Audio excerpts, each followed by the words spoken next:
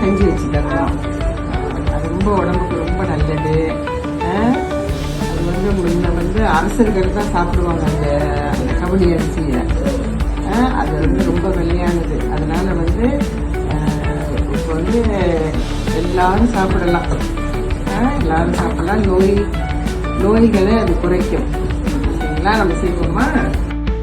கவுனி அரிசியை நான் ஒரு 8 மணி நேரம் ஊற வச்சுட்டேன். ஊற வச்சுட்டு அதை நான் போட்டு கொதிக்க வைக்கிறேன்.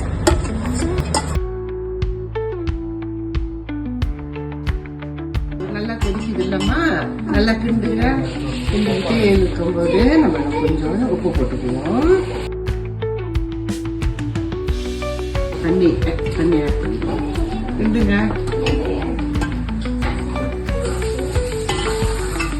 கவுனி அரிசியில நம்ம கொஞ்சம் ஜவ்வரிசி கலந்துக்கலாம்.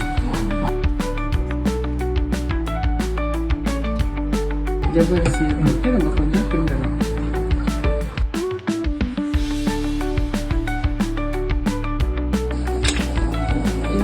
கல்கண்டு போடணும். இனிப்பா செய்யறதுக்காக அந்த கல்கண்டை நம்ம இதில் போடுவோம்.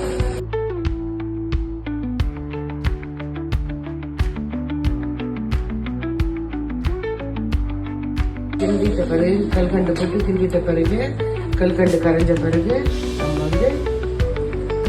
பால் ஊற்றுவோம். தேங்காய் பால் ஊற்றி லேசாக ஒரு கொதி வந்தாலும் நம்ம அடுப்பை அடைச்சிடுவோம்.